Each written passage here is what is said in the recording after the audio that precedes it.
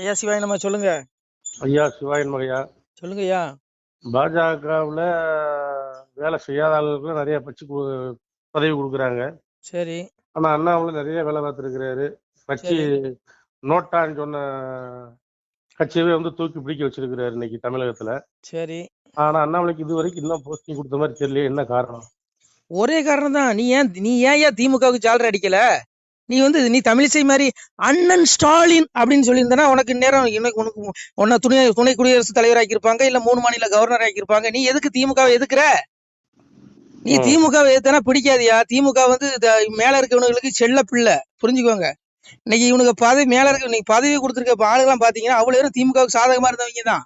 இலக்கணேசன் எடுத்துக்கிடுங்க, அவரு கலைஞர் என்ன புகழ்ந்திருப்பாரு. அப்புறம் தமிழிசை சொல்ல வேண்டாம், அண்ணன் ஸ்டாலின் அப்படின்னு தான் அம்மா சொல்லுவாங்க.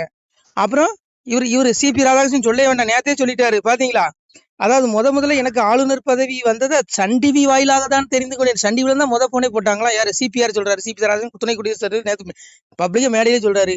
அண்ணாமலை உனக்கு ஏன் தேவையில்லாத வேலை? நீ எதுக்கு திமுக எதுக்குற? இவங்களை போல நீயும் ஜாலர் அடிச்சுட்டு போ, உனக்கு பெரிய பதவி கொடுப்பாங்க. நீ எதுக்கு திமுக எதுக்குற? திமுக ஃபைல் ஏன் வெளியிடுற? திமுக எதிர்த்தா மேல இருக்க பாஜக காரனுக்கு பிடிக்காது. ஏன்னா அவன் திமுக அவனுக்கு செல்ல பிள்ளை. ஒண்ணு புரிஞ்சுக்கோங்க ஐயா, தமிழ்நாட்டுல இந்த பிஜேபி வளரணும், இந்த கட்சி ஆட்சியை பிடிக்கணும்னு நினைக்கிறது யாரு தெரியுமா? அண்ணாமலை மற்றும் பாஜக தொண்டர்கள் மற்றும் பாஜக அல்லாது வெளியில் இருந்து பாஜகவை ஆதரிப்பவர்கள், இவர்கள் மட்டும்தான் இந்த கட்சி இந்த ஆட்சியை பிடிக்கணும், தமிழ்நாட்டுல ஆட்சி பிடிக்கணும்னு நினைக்கிறான். ஆனா மீதி எவனுமே நினைக்கல. மீதி எல்லாம் நினைக்கிறான். ஹெச் ராஜா விட்டுருங்க, பேராசிரியர் சீனிவாசன் விட்டுருங்க, அப்ப அவங்களாம் நல்ல கள போராளிகள், நம்ம அவங்க எல்லாம் குறை சொல்லல. மீதி எல்லாரும் என்ன நினைக்கிறான்? நீ திமுக காரன் கூட கூட்டணி வைப்பா, எனக்கு ஒரு எம்எல்ஏ சீட்டை கொடுத்துரு, நான் ஜெயிக்கணும், நான் மந்திரி ஆகணும். இதுதான் இவனுடைய எண்ணமா இருக்கு. பதவிக்காக தான் ஒட்டிட்டு இருக்கானுங்க. அதனால இங்க பாருங்க, இவனுக்கு எல்லாம் பெரிய தியாகிகள் கிடையாது. பிஜேபியில இருக்கவங்க எல்லாருமே பெரிய பரமாத்மா கிடையாது, புரியுதா? 1ஆம் நம்பர் சுயநலவாதிகள். திமுக காரன் கூட பரவாயில்லன்னு சொல்லலாம், அந்த அளவுக்கு ஆயிடும் ஒன்னும் பாத்தீங்கன்னா. அதனால அங்க பாருங்க, அண்ணாமலைக்கு பதவி கொடுக்காதது காரணம் ஒன்றுதான். இந்த ஆளு திமுக எதுக்காரு? இவங்களை போல நீயும் திமுக ஆதரி, உனக்கு நாளைக்கே பெரிய பதவி கிடைக்கும். நாளைக்கே மோடி பதவி விலகிட்டு பிரதமரா நீ இருந்துக்கிட்டு கூட சொல்லிடுவாரு, புரிஞ்சுக்கோங்க, அந்த அளவுக்கு இருக்கும். ஆனா அங்க பாருங்க, இவனுக்கு எப்படி தெரியுமா? இவனுக்கு எல்லாம் ஒண்ணு குடிக்குவான். அந்த பெரிய பெரிய தலைவர்கள் எல்லாம் திமுக, கம்யூனிஸ்ட் எல்லா கட்சிக்காரன் கூட ஒரு கல்யாணம் கட்சினாலும் சேர்ந்துக்குவான். ஏதாவது ஒரு மரணம் நடந்துட்டு அதுலயுமே ஒண்ணு குடிக்குவான். நல்லா அவனுக்குள்ள நல்லா ஒன்னாதான் ஒற்றுமையா தான் இருக்கான். ஆனா கீழே இருக்க தொண்டர்கள் உங்களை போல என்ன போல இந்த விசுவாசிகள் இவனுங்களை கொம்பு சீவி விடுவான். இவனுங்க திமுக கூட பகையாவே வச்சிருப்பான், புரியுதா உங்களுக்கு? இந்த பாருங்க, இந்த அரசியல்வாதி பயல்கள் எவனுமே நம்பாதுங்க. இங்க எவனும் பரமாத்மா கிடையாது, புரிஞ்சுக்கோங்க. நீங்க பார்க்க வேண்டியது நம்ம அப்பா சிவனை மட்டும் தான் பார்க்கணும். இங்க பாருங்க, இந்த அரச பதவிங்கிறது ஒரு மாயை. இவனுக்கெல்லாம் அந்த பதவி வேறு பிடிச்சு திரியிறானுங்க. நம்ம அடைய வேண்டிய ஒரே பதவி அப்பாவை தேடி சிவலோக பதவி. உனக்கு அதான் சொல்றான், 800 யுகம் இருந்தும் எய்தாத வீடு பெற வெந்நீர் பூசி விளங்குவதும் எக்காலம், அவைவேடம் பூண்டு இங்கு அலைந்து மிக தெரியாமல் சிவவேடம் பூண்டு சிறந்திருப்பது எக்காலங்கிறான்.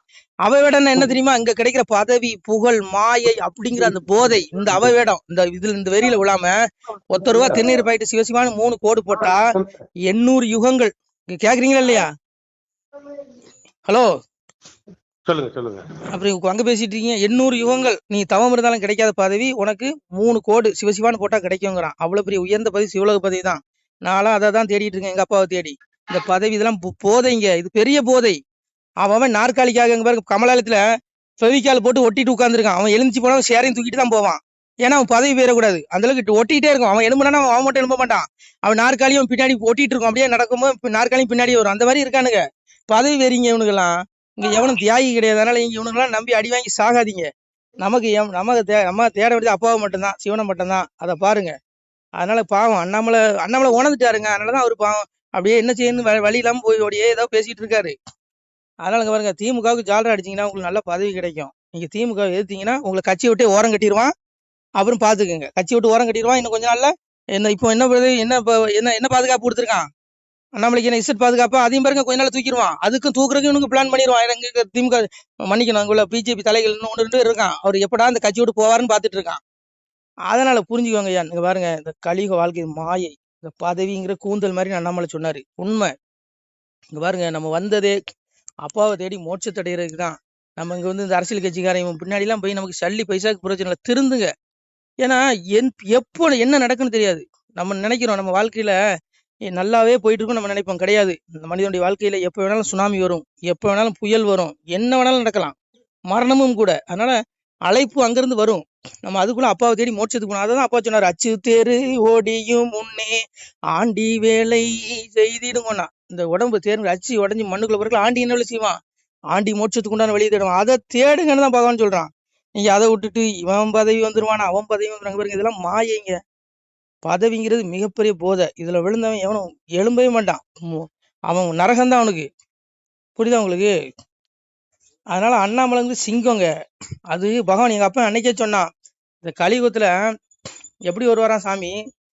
அதாவது கூட படைகளை கூட்டிட்டு வர மாட்டாராம். ஆனா அந்த கலிப்பயல்களோட குறும்பு அடக்குவாரா. அதான் சாமி சொன்னான், கூட படைகள் ஒன்றில்லாமல் குறும்பை அடக்க வந்தவராம், சாட தலையாரி ஒன்றில்லாமல் சதைக்க வந்தாரோ கலிதனையும். யார்? அன்னை கலைவாணி பாடுற தாள். கல்வி கடவுள் இருக்காரு சரஸ்வதி, அவா தாளாட்டுறா சாமிய. அதாவது இறைவன் எப்படி வருவானா, கூட படைகளை கூட்டிட்டு வர மாட்டானா, ஒரு மனிதனை சிங்களன்னு அத்தனை பயிலையும் கதற விடுவானா. இன்னைக்கு பாருங்க, அண்ணாமலை ஒருத்தன் தனி மனிதன், அவன் பின்னாடி பிஜேபி கட்சியும் கூட இல்ல சொல்லப்போனா. ஆனா தனியா இன்னைக்கு பாருங்க, மொத்த திமுக எவ்வளவு பெரிய மந்திரிகள், எவ்வளவு பெரிய ஆளுகள் எல்லாத்தையும் கதற விடுறாரு, தூக்கம் இல்லாம ஆக்கிட்டாரு. இது இறைவனோட அவதாரமா கூட இருக்காளாங்க. நான் சொல்லல, சாமி சொல்றான் பாருங்க, கூட படைகள் ஒன்று இல்லாமல் குறும்பை அடக்க வந்தாராம். குறும்புனா என்னுடைய அகங்காரத்தை அடக்க வந்தாராம். வரும்போது எந்த படையும் கூட்டிட்டு வர மாட்டாராம். அன்னைக்கு கிருஷ்ணனா வரும்போது கூட ஒரு சேனை வச்சிருந்தாரு, படைபலம் வச்சிருந்தாரு, நாராயணி சேனைன்னு. இங்க ஒண்ணும் கிடையாது, மனுஷன் ஒத்த மனுஷங்க மொத்த பேர் கண்ணிலையும் விரல விட்டு ஆட்டுறானா, அதுதாங்க இறைவனோட அவதாரமா கூட இருக்கலாங்க. புரியுதா உங்களுக்கு? அதனால இவனுடைய குறும்பு அடக்க வந்தது இறைவனா கூட வந்து அனுப்பிச்சு விட்டுருக்கலாம். அதான் சாமி அன்னைக்கு எங்க அப்பையும் சொன்னான், இந்த கலியுகத்துல இந்த பாவிகளுடைய அக்கிரமத்தை அடக்க என்னுடைய தூதன் அனுமனை அனுப்புவேன்னா. சாமி அதான் சொன்னான், நல்ல நினைவோர்க்கு நாள் எத்தனை ஆனாலும் பொல்லாது வராது புவி மீதில் வாழ்ந்திருப்பார், நாட்டில் ஒரு அனுமன் நல்லவனை நாணயச்சி கோட்டி செய்துரைப்பேன் கோமகனே உன்காலம். அனுமன் அனுப்பிவிட்டு இந்த பயல்களுடைய குறும்பு தனத்தெல்லாம் ஒடுக்குவாரான். ஏன் அனுமனுடைய அவதாரமா இருக்கக்கூடாது அண்ணாமலை? சொல்லுங்க. நான் சொல்லல, சாமி சொன்னது. இந்த கலியுகத்துல இவனுங்களாம் இந்த ஆட்சியாளர்கள்லாம் எப்படி தெரியுமா, பதவி உனக்கு எனக்குனே அடிச்சுக்குவானுங்களாம். இன்னைக்கு அடிச்சுட்டு கிடக்கான்ல, இந்த காலத்துல என்னுடைய தூதுவன் அனுப்பினாரு சாமி. இன்னைக்கு இருக்கா இல்லையா? சாமி அதான் சொன்னா, முறை தப்பி ஆண்ட முகடன் வெறுநீசன் குறை நோவு கொண்டு கூடி இறப்பான் உன் காலம், அதிலே சில பேர் அரசு பதவி உனக்கு எனக்கெனவே விதியை அறியாமல் வெட்டி கொண்டே மாழ்வான். பதவிக்காக வெட்டிட்டு சாகுறானுங்க. சட்டசபைக்குள்ள அடிச்சுக்கிறான், சண்டை போட்டுக்கிறான், பார்லிமெண்ட்ல டேபிள் போட்டு உடைக்கிறான். என்னையா இது? இதாயா களி கொடுமை? அதான் சாமி அன்னைக்கு சொன்னான், இந்த கலியுகத்துல எப்படி இருக்குமா, சங்க கூட்டம் இல்லையடா சரச கூட்டம் இக்களியில் கொம்பன் குழு வென்றறியாமல் குதி போடுகிறார் இக்களியில். எப்ப பவன் பரம்பொருள் சொல்றான், களியில சங்க கூட்டம் இருக்காது, சரச கூட்டம்னா. இவனுங்கெல்லாம் என்ன அமைதி ஆட்சி பண்றானுங்களா? சொல்லுங்க. ஒருத்தனுக்கு ஒருத்தன் அவன் இவனை குறை சொல்றான், இவன் அவனை குறை சொல்றான். என்னமா இவனுக்கு எல்லா பையனும் யோக்கியம் மாதிரி. இங்க பாருங்க, இங்க எவனும் யோக்கியம் கிடையாது, எல்லாம் பதவி வரி பிடிச்சவனுக்கு தான். இல்ல திமுக காரன் என்ன, பிஜேபி காரன் என்ன? சொல்லுங்க. ஏதோ அண்ணாமலை மட்டும் தனியா வந்தாரு, பதவி ஆசை வேண்டான்னு அவரையும் உரம் கட்டிட்டானுங்க. இதாங்க நடக்கும், புரிஞ்சுக்கோங்க. இங்க எவனும் யோக்கியம் கிடையாது. சாமி அதான் சொன்னாரு, அன்னைக்கு மன்னராட்சியில அரசபைன்னு அப்படி இருந்து சங்க கூட்டம், ஒரு ஒரு குண்டூசி விழுந்தாலும் சத்தம் கேட்கும், அவ்வளவு அமைதியா பொறுமையா என்ன நாட்டுனாரோ என்னங்கிறத எடுத்துரைப்பாங்களாம். இன்னைக்கு இருக்குதா? இவன் அவனை குறை சொல்றான், அவன் இவனை குறை சொல்றான். எவன் ஏன் யோக்கியம்? கலியுகத்துல எவனும் ஹலோ சொல்லுங்க சொல்லுங்க. அதனால இன்னைக்கு புரிஞ்சுக்கோங்க, இங்க இப்படிதான் இருக்காங்க. பக்கத்துல டிவி சத்தம் கேக்குது இல்ல இல்ல. அதனால இப்படிதான் இருக்கும். இல்ல அண்ணாமலை என்ன பண்ணுவார் பாவம்? என்ன பொறுத்தவரை அண்ணாமலை ஏற்கனவே சொன்னாரு, பதவிக்கிறேன்னு கூந்தல் மாதிரி நான் மாடு மேய்க்க போறேன்னாரு. என்ன பொறுத்தவரை அண்ணாமலை வந்து இவனுங்க கிட்ட கடந்து மாரடிக்கிறதுக்கு செவனேன்னு போய் ஆடு மேய்ச்சிட்டு செவனேன்னு அவருடைய ஆத்மாவுக்கு உண்டான அந்த வேலை செய்யலாம், ஆத்மா தேடலுக்கு போயிடலாம். இதெல்லாம் மாயைங்க, அது அவருக்கே தெரியும். அவரே நிறைய இடத்துல பகவத்கீதை பேசுறாரு, அவர் ஞானம் பெற்ற மனிதன் அண்ணாமலை. அதனால இங்க பாருங்க, அவருக்கு தெரியும் பதவிங்கிற கூந்தல் மாதிரின்னு. பெரிய பதவி சிவலோக பதவி தாங்க, எங்க அப்பனுடைய வைகுண்ட பதவி தாங்க. அதான் எங்க அப்பன் சொன்னான், பாக்கியம் கொடுப்போம் நாமும் பலனுடன் வாழுவோர்க்கு நோக்கிய கருணையுண்டாம் நோயிலாதிருந்து வாழ்வார், தாக்கிய வாசகத்தின் தன்மையை நம்புவோர்க்கு பாக்கிய வைகுண்ட வீடு வந்தவர் வாழ்வார் தாமே. 14 உலகம் அழியும், வைகுண்டம் அழியாது. ஏன்னா நித்திய உலகம், அதான் ஆத்ம உலகம். அங்க போனாதான், இந்த வைகுண்ட வீட்டுக்கு போனாதான் நித்திய வீடு. அந்த வீட்டுக்கு போனா அந்த ஆத்மா உயிர் அடையும், பேரானந்த நிலை அடையும், மீண்டும் பூமிக்கு திரும்பி வராது, 84 லட்சம் பிறவி எடுத்து சாகாது. அதை தேடிக்கோ. அதான் சாமி சொன்னா, பாக்கியம் கொடுக்கும் பலனோட வாழ்வு நோக்கிய கரையுடன் நோயே வராது. எங்க அப்பாவுடைய திருவாசகத்தை கேட்டா நோயே வராதுங்க. அதான் சாமியை சொல்றாரு, தினமொரு நேரம் எந்தன் திருமொழி அதனை கேட்டால் பனிவெள்ளம் போலே பாவம் பறந்திடும் நிசமே சொன்னோம், கனிமொழி சோதிவாக்கும் கையெழுத்தாதி நோக்கும் துணிவுடன் கேட்டோருற்றோர் தொலைத்தனர் பிறவிதானே. உன் பிறவி தொலைஞ்சிரும். நீ சிவன் கோயில போய் உருண்டு கும்பிடாண்டாம், பெருமாள் கோயில போய் புரண்டு கும்பிடாண்டாம். எங்க அப்பாவுடைய திருவாசகத்தை உனக்கு பாட நேரலையா விட்டு காதுல கேளு. தினம் ஒரு நேரம் ஒரு திருமொழியை காதுல கேட்டாலே உன் பாவங்கள் மன்னித்து உனக்கு நித்திய வீடு, உனக்கு ஆத்ம விடுதலை கிடைச்சிடும். பெரிய விடுதலை. நீ இந்த இறப்புக்குரிய மண் உலகில இருந்து விடுபட்டுருவ. உனக்கு துன்பத்திலிருந்து விடுபட்டு பேரானந்த நிலைக்கு உன்னுடைய ஆத்மா எடுக்கப்படும். இல்லைன்னா நரகத்துல வந்து சாவுவீங்கடான்னு சாமி சொல்றான். அதனால இங்க பாருங்க, இங்க வந்து மிக உயர்ந்த பதவி சிவலோக பதவி வைகுண்ட பதவி தான். பிரதமர் பதவி கிடையாது. பிரதமர் பதவி போதை. அது வந்து எப்படின்னா இந்த பதவி வெறி, அந்த நாற்காலி பிடிக்கணுங்கிற போதை வந்துடும். யாரா இருந்தாலும் சரி, நானா இருந்தாலும் நீங்க போதை வந்துடும். சிஎம் பதவி அது அதை விட, மந்திரி பதவி அதை விட, எம்எல்ஏ பதவி அதை விட, கவுன்சிலர் பதவிக்கு அடிச்சுக்கிறாயா, பதவி வெறியா. இதெல்லாம் மாயை, பெரிய போதையை விட மோசமான வெறி பதவி வெறி. இந்த வெறியெல்லாம் விடணும். இந்த வெறியெல்லாம் விட்டு தொலைஞ்சிட்டு அப்பாவை தேடுங்க, உங்களுக்கு மோட்சம் கிடைக்கும். நம்ம பிறந்ததே மனித பிறவி எடுத்தது அரிய வாய்ப்பு. இந்த வாய்ப்பை விட்டுட்டோன்னு வைங்க, நம்ம ஆத்மா வீழ்ச்சி அடையும், நரகத்துல விழுந்து நாசமா போகும். நான் சொல்ல பகவான் சொல்றான், பாவி அவன் செத்து பஸ்பமாய் போனாலும் ஆவியை கண்டு ஆக்கினைகள் செய்துடுவான்டே. நீ 1000 கோடி ஊழல் பண்ணிடலாம், உன்னுடைய உடல் தாண்டா எரிக்கப்படும். உலகமே இருந்தாலும் ஆத்மா அழியாது. அந்த ஆவியாகி அந்த ஆத்மாவை நான் நரகத்துல நடு கேட்பேன். ஆக்கினை உண்டு, துன்பம் உண்டுங்கிறான்.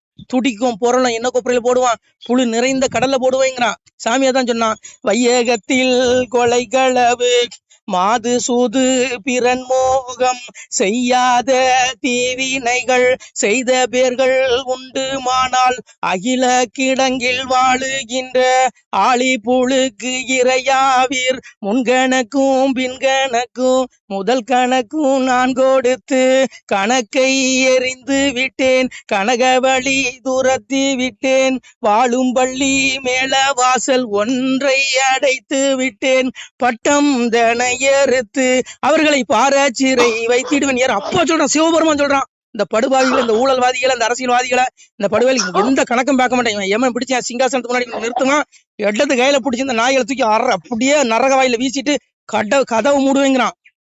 இவனுக்கு எவனும் தப்ப முடியாதுங்க. இதுல அண்ணாமலைக்கு இந்த பதவியே வேண்டாம் நான் சொல்லுங்க. இதுல அரச பதவி பெரும் ஏங்க, இது மோகங்க. இந்த பதவியே வேண்டாங்க. நீ பிச்சைக்காரனா கூட வாழ்ந்துடலாங்க. கோடீஸ்வரன் வாழ் நினைக்காதீங்க. தயவுசெய்து இந்த பதவி வெறி பிடிச்சி தப்பா நினைச்சிக்காதீங்க. ஆத்மாவை இழந்தீங்கன்னா 84 லட்சம் பிறவி ரஜசி பிள்ளையும் கத்துவா கர்மசிங் ஜாயதே ததா பிள்ளைங்க தமசி மூடி ஜாயதேங்க யசுர யோனி 84 லட்சம் பிறவி எடுத்து பிறந்து சாகணுங்க. ஒரு பிறவில இந்த மனித உடல்ல இந்த ஜீவாத்மா என்ன பாடுபடுது, ஒரு நாளைக்கு எவ்வளவு வேதனை அனுபவிக்குது. அப்போ நீ 84 லட்சம் பிறவி எடுத்து செத்தன்னா எவ்வளவு வலி. மரணங்கிறது பெரிய ரணங்க. இறப்புங்கிறது சாகுறவனுக்கு தான் அந்த வழி தெரியும். எப்படி இழுத்துக்கிட்டு எப்படி சாகும் பாத்திருக்கீங்களா? நாளை எங்க தாத்தா சாகும்போது கண்ணிலே பாத்துருக்கீங்க. இழுத்து வதச்சி செத்தாரு. அந்த மாதிரி தானே நம்மளும் சாக போறோம். 84 ஒரு பிறவிக்கே எப்படின்னா 84 லட்சம் பிறவி எப்படி சாகணும். அதனால இந்த பிறப்புங்கிறது ஆத்மா விடுதலை அடையலைன்னா நீ பிறவிக்குள்ள வந்துருவ. அதனால அப்பாவை தேடு, உனக்கு மோட்சம் கொடுக்கறதுக்கு ரெடியா இருக்கான். பரமாத்மாவை தேடிக்கோ. இதெல்லாம் மாயங்க. இது அண்ணாமலைக்கே தெரியுங்க. அதனால இங்க பாருங்க, இங்க எவனுமே இங்க பிஜேபி காரன் எவனும் பரமாத்மா கிடையாது. புரிஞ்சுக்கோங்க. நானும் சேர்த்து, நானும் பிஜேபி காரன் தான். நமச்சிவாய. திருச்சிட்டம்பலம். சிவாய நம. திருச்சிட்டம்பலம், தில்லையம்பலம், பொன்னம்பலம். சிவாய நம. உறவுகளே, சிவ அன்பர்களே, தற்போது தாங்கள் இந்த வீடியோவில் பார்க்கக்கூடிய இடத்துல ஒரு சிவாலய திருப்பணி ஒன்று நடந்து கொண்டிருக்கிறது. இந்த இடத்துல பார்த்தீங்கன்னா முன்பு ஒரு காலத்தில் வந்து ஒரு சிவாலயம் இருந்திருக்குது. அதாவது இந்த ஏரியா வந்து இப்போ வந்து ஒரு தென்னை மரங்கள் பனைமரங்கள் சூழ்ந்த காடாக இருக்கிறது. முன்பொரு காலத்தில் இங்கே ஒரு ஊர் இருந்ததாக சொல்கிறாங்க. ஆனால் இப்போது சுற்று வட்டாரத்தில் 5 கிலோமீட்டர் சுற்றுலா ஊரே கிடையாது, காடு. இப்போ இந்த இடத்துல ஒரு சிவாலயம் வந்து அமையிருக்கிறது. இந்த சிவாலயத்தில் வந்து இருந்த அந்த சாமியுடைய திருமணியை வந்து எடுத்து வச்சிட்டோம். திருப்பணி முடிஞ்சதுக்கப்புறம் பிரதிஷ்டை பண்ண இருக்கிற உறவுகளே, தற்போது இந்த வீடியோ பார்க்கக்கூடிய உறவுகள் தங்களால் முடிந்தால் ஒரு சின்ன உதவி செஞ்சு கொடுங்க. எங்கள் இடத்துல பொருளாதாரம் இல்லை. அதனால் பார்த்திங்கன்னா அந்த வேலையெல்லாம் அப்படியே நின்று போச்சு. பாருங்கள், இந்த அப்படியே பாதியிலே நிற்கிது இந்த சிவாலய திருப்பணி வந்து. பக்த கோடிகள், அன்பு உள்ளங்கள், தயவுசெய்து நீங்கள் உதவி செய்ய விருப்பமுள்ள உறவுகள் உதவுங்க. உங்களுக்கு கோடி புண்ணியம் கிடைக்கும். இந்த சாமியோடைய அருள் அனுகிரகம் உங்களுக்கு கண்டிப்பாக கிடைக்கும். இது வந்து ஒரு புகழ்பெற்ற சிவாலயம் கூட சொல்லலாம். சாமியோட திருமணியை எடுத்து வச்சிட்டோம். இந்த இடத்துல பார்த்திங்கன்னா ஒரு வாசி தண்டம் இருக்குது. அந்த காலத்தில் ஒரு முனிவர் யாரோ தவம் செஞ்சுருக்காங்க. அவங்களுடைய வாசி தண்டம் அவர் திருக்கரங்களால் எழுதின ஓலைச்சுவடி கூட இன்றும் இருக்குது, இன்னும் பாதுகாக்கப்பட்டு வருது. அது கோயில் திருப்பணி முடிஞ்சதுமே அதையும் நாங்கள் அந்த வழிபாட்டுக்கு வச்சுடுவோம். இந்த சிவாலய திருப்பணி வந்து சாமி திருநாமம் வந்து முக்தீஸ்வரர் அப்படிங்கிற திருநாமத்தில் வழங்குறாரு. நெல்லை மாவட்டம் நாங்குநேரி தாலுகாவில் இந்த சிவாலயம் அமைய இருக்கிறது. உறவுகளே, இந்த வீடியோ பார்க்கக்கூடியவங்க ஒரு 2 பேருக்காவது கொஞ்சம் ஷேர் பண்ணுங்கள். இந்த வீடியோ பார்க்கக்கூடிய யாராவது ஒரு சின்ன உதவி செஞ்சால் இந்த ஆலய திருப்பணி வந்து கண்டிப்பாக நாங்கள் வெற்றிகரமாக முடித்து விடுவோம். பாருங்கள் அந்த வேலை எல்லாமே அப்படியே நிற்கிது. கல்லெல்லாம் இறக்கி போட்டிருக்கோம். இன்னும் நிறைய கற்கள் தேவைப்படுது. சுவாமியோடைய அந்த திருக்கோபுரம் பார்த்திங்கன்னா லிங்க வடிவிலே அமைக்க இருக்கிறோம். உதவுங்கள் உறவுகளே. உங்களுக்கு அப்பா சிவபெருமானுடைய அருள் நிச்சயம் கிடைக்கும். எம்பெருமான் சொல்வான், வாழுவீர் தாழ்வில்லாமல் மக்களும் கிளைகள் கொஞ்சி நாளுமே மகிழ்ச்சியை கூர்ந்து நலமுடன் வாழும்போது நீளுமே எனது செங்கோல் நீதியும் நெறிபோல் வந்து ஆளுமே உங்கள் தன்னை அன்புடன் அலையாவண்ணம். உங்களை எம்பெருமானுடைய அப்பாவுடைய திருவாசகத்தாலேயே வாழ்த்துறோம் உறவுகளே. ஆணுடன் பெண்ணும் பெற்று அதிகமாய் செல்வமாகி தானுடன் நினைவுமுற்று தர்மமும் நெறியும் கற்று வேணும் நீள் காலமெல்லாம் வெள்ளியர் உடனே வாழ்ந்து போனுதல் கமலநாதன் பொற்பதம் பெற்று வாழ்வீர். அந்த ஈசனுடைய பொற்பதம் நிச்சயம் கிடைக்கும். உங்களுக்கு இகத்திலும் சுகம், பரத்திலும் சுகம். உங்களுடைய கர்ம வினைகள் மன்னிக்கப்பட்டு உங்களுக்கு நிச்சயம் மோட்ச வீடு கிடைக்கும். இகத்தில் அப்போரன் ஆயுளுடன் நோய் நொடி இல்லாமல் வாழ்ந்து நீங்கள் பரவாழ்வும் பெறுவீர்கள் உறவுகளே. மக்களே, நீங்கள் எல்லாம் வாழ்பொன்னம் பதியிற் சென்று முக்கியமான யுகநில மதிலே தன்னால் கக்கிய பொன்கள் ஸ்வர்ணம் கைமணம் குளிர அன்னம் பொக்கிஷம் நிறைய வைத்து புகழ உண்டு இனிதாய் வாழ்வீர். இந்த இகவாழ்வும் பரவாழ்வும் உங்களுக்கு சுகப்பட அப்பன் ஈசனர்களால் வாழ்த்துகிறோம். இந்த திருப்பணிக்கு உதவி செய்ய ஒரு ஜிபே எண் சொல்கிறோம். இந்த எண்ணில் நீங்கள் உதவலாம். நீங்கள் இந்த எண்ணிலே நீங்கள் தொடர்பு கொள்ளலாம். ஜிபே, ஃபோன்பே, வாட்ஸ்அப் எல்லாம் இந்த நம்பர் தான். 93 85 44 31 06 93 85 44 31 06. இந்த எண்ணில் நீங்கள் உதவலாம், தொடர்பும் கொள்ளலாம். வாட்ஸ்அப்பும் இந்த எண்ணு தான், ஜிபே இந்த எண்ணு தான் உறவுகளே. முடிந்த அளவுக்கு ரெண்டு பேருக்காக ஷேர் பண்ணுங்கள். இந்த வீடியோ பார்க்கக்கூடிய யாராவது ஒருத்தர் சின்ன உதவி, நீங்கள் பெரிய அளவில் செய்யணும் கூட, நீங்கள் ₹1 நீங்கள் தந்தாலும் மனசார வேண்டி ஏற்றுக்கிறோம் உறவுகளே. உதவுங்கள். முடிஞ்ச அளவுக்கு ஷேர் பண்ணுங்கள். நன்றி. சிவாய நம. திருச்சிட்டம்பலம், தில்லையம்பலம், பொன்னம்பலம். உறவுகளே, நம்ம இந்த இடத்துல வாழ்ந்து மறைந்த ஒரு சித்த மகாபுருஷர் பயன்படுத்திய பல 100 ஆண்டுகளுக்கு முன்பு உள்ள வாசி தண்டம் ஒரு சித்த மகாபுருஷர் பயன்படுத்தியது. அவர் திருக்கரங்களால் எழுதிய அந்த ஓலைச்சுவடி கூட பாருங்கள், இன்னும் பாதுகாக்கப்பட்டு வருது. இந்த சிவாலயம், நம்முடைய அந்த சிவாலய திருப்பணி முடிந்ததுமே எம்பெருமான் அவர் எழுதிய அந்த சிவனை பற்றி புகழ்ந்து எழுதிய அந்த பாடல் வரிகள் இதில் இருக்குது. இந்த வாசி தண்டம் அவர் பிரதிஷ்டை செய்த அந்த லிங்க திருமேனியையும் இந்த இடத்துல நாம் இந்த ஆலயம் கட்டி நாம் பிரதிஷ்டை செய்திருக்கிறோம். அனைவரும் இந்த ஆலய பிரதிஷ்டைக்கு கண்டிப்பாக வரணும். முடிஞ்ச அளவுக்கு வீடியோ பார்க்குறவங்க உதவி பண்ணுங்கள் உறவுகளே. பொருளாதாரம் இல்லாமல் திருப்பணி நின்று போச்சு. முடிஞ்ச அளவுக்கு ஷேர் பண்ணுங்கள், உதவுங்க. நன்றி. நம சிவாய. திருச்சிட்டம்பலம், தில்லையம்பலம், பொன்னம்பலம். இந்த புண்ணிய பலன் தங்களுக்கு உடானபடியாக வரும் உறவுகளே. நம சிவாய.